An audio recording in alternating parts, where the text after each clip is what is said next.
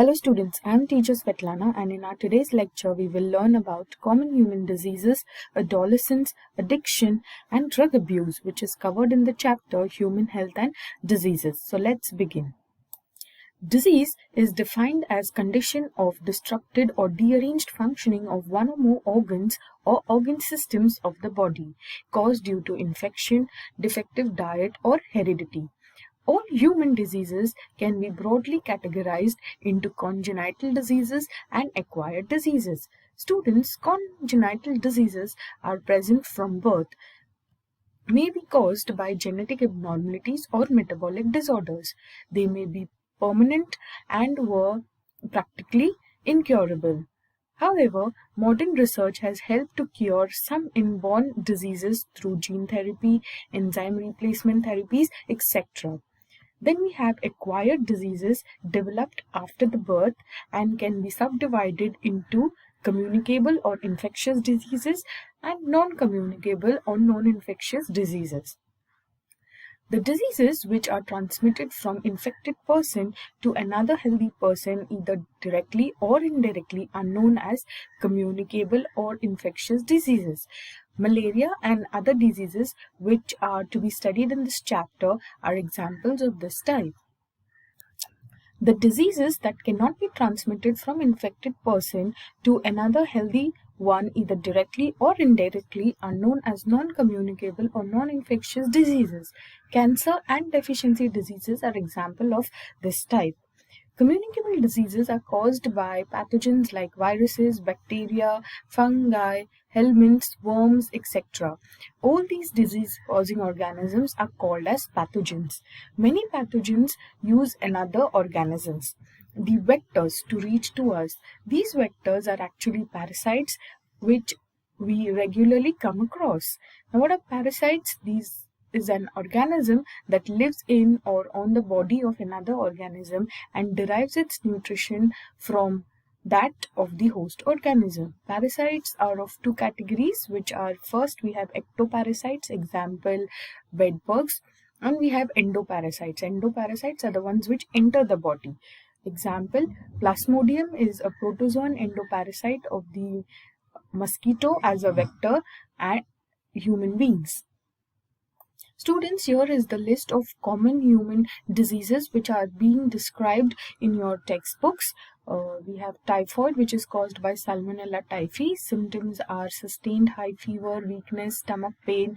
Then we have pneumonia caused by Staphylococcus pneumoniae and Haemophilus influenzae. Symptoms include fever, chills, cough and headache. Effects on the body: the alveoli gets filled with fluid leading to severe problems in respiration. Then we have common cold caused by rhinoviruses. Symptoms are the nasal congestion and discharge, sore throat, cough and headache.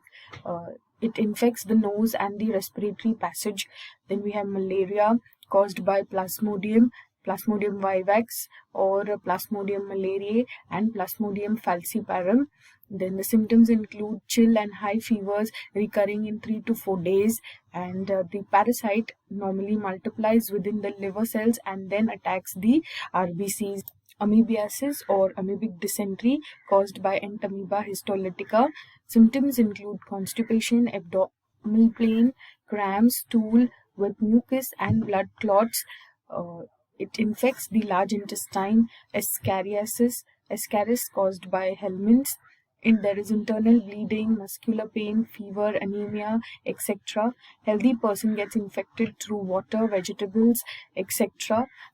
Elephantiasis or filariasis, which is caused by Wuchereria, that is Wuchereria bancrofti and Wuchereria malayi. There is inflammation in the lower limbs and the genital organs, and the lymphatic vessels of the lower limbs get blocked. Ringworms caused by Microsporium trichophantin and also Epidermophantins. Appearance of dry, scaly lesions on various parts of the body.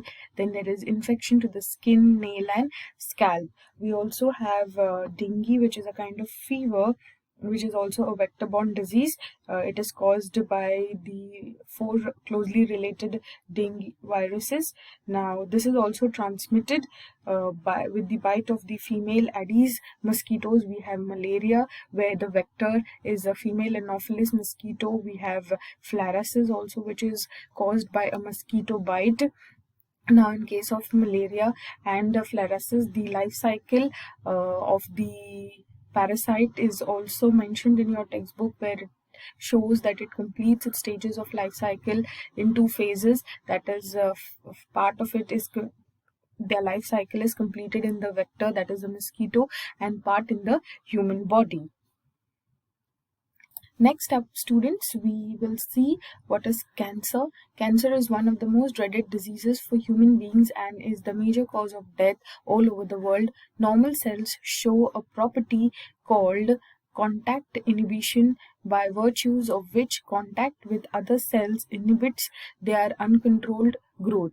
Cancerous cells lose this property. Physicians and researchers who specialize in the study, diagnosis, treatment, and prevention of cancer are called as oncologists.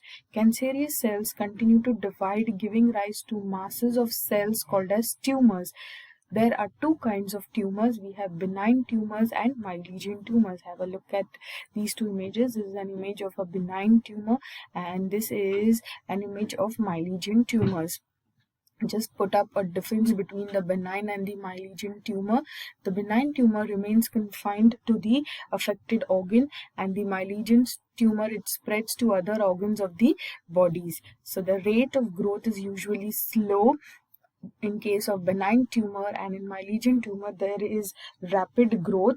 Now, due to this rapid growth, the tumor causes overcrowding and destruction of the normal cells. The cancerous cells compete with the normal cells for nutrition and finally kill the normal healthy cells.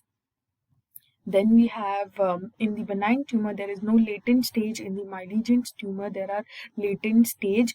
The benign tumor, it causes limited damage to the body, but the cancerous cells, they migrate to other sites of the body, increasing the damage that they can cause. Hence, the benign tumor, there is no metastasis, but in case of malignant tumors there is metastasis. So in benign tumor may but sometimes become malignant, and here in case of malignant tumors, the cells, as they spread from one organs to another via the blood or the lymph, they form new tumors which are called as secondary tumors, and hence they undergo the process called as the migratory process, which is called as metastasis.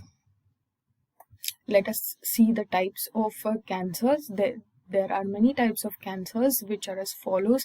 Carcinoma, cancer that begins in the skin or in the tissue that lines or covers the internal organs. Then we have sarcoma, cancer that begins in the bone, cartilage, fats, muscles, blood vessels, or other connective or supportive tissues. Leukemia, cancer that starts in blood forming tissues such as the bone marrow and causes large number of abnormal blood cells to be produced and enter the blood. Then we have lymphoma and melanoma, cancers that begin in the cells of the immune system. Now, causes of cancer: cancerous neuroplastic cells may be induced by physical, chemical, and biological agents called as carcinogens. Cancer-causing viruses called as oncogenic viruses have genes called viral oncogenes. Several genes called cellular oncogenes, C-onco, or photo-oncogenes have been identified in normal cells, which, when activated under certain conditions, could lead to oncogenic transformations of the cells. Cancer detection and diagnosis. Cancer detection is based on biopsy and histopathological studies of the tissues, blood, and the bone marrow. Tests for increased cell counts, radiography, CT, that is computed tomography, MRI, that is magnetic resonance imaging, are very useful to cancers of the internal organs. So They are used in detecting these cancers of the internal organ. Then we have treatment of cancer. There is surgical way. Cancerous tissues are surgically removed. Radiotherapy. Tumor cells are irradiated lethally by radiations. Chemotherapy. Drugs are used to kill cancerous cells but shows side effects like hair loss, anemia, etc. Then we have immunotherapy. Patients are given with alpha interferons which activate their immune system and help in destroying the tumor. Then supportive therapy. This therapy varies depending upon conditions of the individual patient. HIV AIDS, we have the acquired immunodeficiency syndrome was first reported in 1981. It is caused by HIV, human immunodeficiency virus, a retrovirus. Transmission of HIV virus occurs by sexual contact with infected person, transfusion of contaminated blood and blood products, sharing infected needles as an intravenous drug abusers, infected mother to her child through the placenta, replication of the retroviruses in the macrophages. Now, AIDS or HIV does not spread by physical contact, it spreads only through body fluids. There is always time lag between infection and appearance of symptoms that may vary from 5 to 10 years. For diagnostic test for AIDS is ELISA, enzyme-linked immunosorbent assay.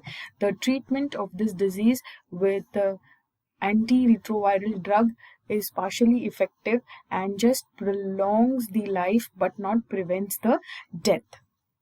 Prevention of AIDS: to follow safe blood and organ transfusion, use disposable needles, then to change immediately sexual habits to prevent drug abuse. Then in the treatment of AIDS, although AIDS has no cure, certain medicines called as antiretroviral drugs can help in reducing the viral load and prolong the life of the HIV patients. Examples of this drugs are antiretroviral therapy, ART, and TDF, tenofovir, EFVs, and we also have 3TC. These are the different drugs that are administered into the HIV patient. Adolescents, students, it means both a period and a process during which a child becomes mature in terms of his or her attitudes and beliefs for effective participation in the society. 12 to 18 years of age may be thought of as an adolescent period. Adolescence is accomplished by several biological and behavioral changes. Have a look at this table here. All the developmental stages and the developments that occur in each of the stages are listed in this table. Curiosity, need for adventure and excitement and experimentation constitutes the common causes which motivates youngsters towards drug and alcohol use. So we move to the next topic, that is addiction and dependency. Addiction is a psychological attachment to certain effects such as utopia and a temporary feeling of well-being associated with drugs and alcohol. With repeated use of drugs, the tolerance level of the receptors present in our body increases, and consequently the receptors respond only to higher doses of the drugs or alcohol, leading to greater intake and addiction. Dependency is the tendency of the body to manifest characteristics and unpleasant withdrawal syndrome if regular dose of drug alcohol is abruptly discontinued. Withdrawal symptom is characterized by anxiety, shakiness, nausea, and state. Commonly abused drugs includes opioids, cannabinoids, and coke alkaloids obtained from flowering plants and a few forms of fungi. Opioids are drugs which bind to specific opioid receptors present in the central nervous system and the gastrointestinal tract. Heroin, commonly called as smack, is chemically white color, odorless, bitter crystalline compound. It is extracted from the latex of poppy plants, Pavier somniferum, generally taken by snorting and injection. Heroin is a depressant and slows down the body functions. Cannabinoids are a group of chemicals which interact with cannabinoid receptors present in the brain. They generally are taken up by inhalation and oral ingestion. These are also known for their effects on the cardiovascular system of the body. Then you have coca and which is alkaloid, also called as cocaine.